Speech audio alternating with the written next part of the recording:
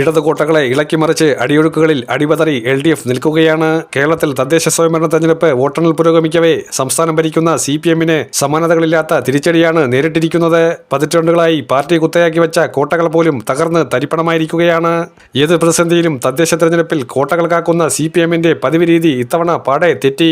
ഭരണവിരുദ്ധ വികാരം സംസ്ഥാനത്തുടനീളം ആഞ്ഞടിക്കുന്നു എന്നതിന് വ്യക്തമായ സൂചനയാണിത്. പ്രധാന നഗരങ്ങളിൽ പോലും CPM ദയനീയമായി തകരുകയാണ്. 6 കോർപ്പറേഷനുകളിൽ 4-ലും കോൺഗ്രസിന്റെ നേതൃത്വത്തിൽ UDF മുന്നേറിയിരിക്കുകയാണ്. CPM ലീഡ് ചെയ്യുന്നത് ഒരിടത്ത് മാത്രമാണ്. LDF-ന്റെ ഉറച്ച കോട്ടകളായിരുന്ന കൊല്ലം, കോഴിക്കോട് കോർപ്പറേഷനിൽ UDF നേടിയ മുന്നേറ്റം CPM നേതൃത്വത്തെ ഞെട്ടിച്ചിരിക്കുകയാണ്. വർഷങ്ങളായി ഭരിക്കുന്ന തിരുവനന്തപുരം കോർപ്പറേഷൻ CPM BJP-ക്ക് മുന്നിൽ അടിയറ വെച്ചു. ഗ്രാമീണ മേഖലകളിൽ പാർട്ടിക്ക് ലഭിച്ച കനത്ത പ്രകാരം CPM-ന്റെ അടിത്തറ ഇളക്കിയിരിക്കുന്നെന്ന് വ്യക്തമാക്കുന്നു. ഗ്രാമപഞ്ചായത്തുകളിൽ UDF വ്യക്തമായ ലീഡ് നേടുമ്പോൾ LDF നിസ്സാരമായ പഞ്ചായത്തുകൾ മാത്രമാണ് മുന്നിലുള്ളത്. അവിടെ LDF-ന്റെ പതനം ഉറപ്പിച്ചു കഴിഞ്ഞു. നഗരസഭകളിലും സ്ഥിതി വ്യത്യസ്തമല്ല. മുനിസിപ്പാലിറ്റികളിൽ കോൺഗ്രസ് മുന്നേറുമ്പോൾ LDF കൂപ്പുകുത്തുകയാണ്. ഭരണ തുടർച്ച, ആത്മവിശ്വാസത്തിൽ ക്ഷേമ പെൻഷൻ വർധനവടക്കം പ്രഖ്യാപിച്ചാണ് CPM തെരഞ്ഞെടുപ്പിനെ നേരിട്ടത്. എന്നാൽ ഈ പ്രഖ്യാപനങ്ങളൊന്നും ജനങ്ങളെ സ്വാധീനിച്ചില്ല.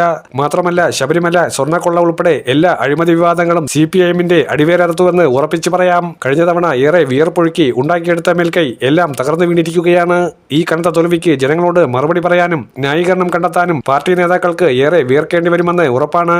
ജനം CPM-ന്റെ അഴിമതി ഭരണത്തിന് നൽകിയ കനത്ത പ്രഹരമാണിത്. ശബരിമല സ്വർണ്ണക്കൊള്ളയിൽ 500 കോടിയുടെ തട്ടിപ്പാണ് നടന്നിരിക്കുന്നത്. ഈ ആരോപണവും CPM-ന് തിരിച്ചടിയായി എന്നതാണ് ഏറ്റവും പ്രധാനപ്പെട്ട ഘടകം. ഏതായാലും സ്വർണ്ണക്കൊള്ളയും എല്ലാ വിവാദങ്ങളും CPM-ന് നേരെ അലയടിച്ചു എന്ന് തന്നെയാണ് ഈ തെരഞ്ഞെടുപ്പ് ഫലത്തിൽ നിന്നും മനസ്സിലാകുന്നത്.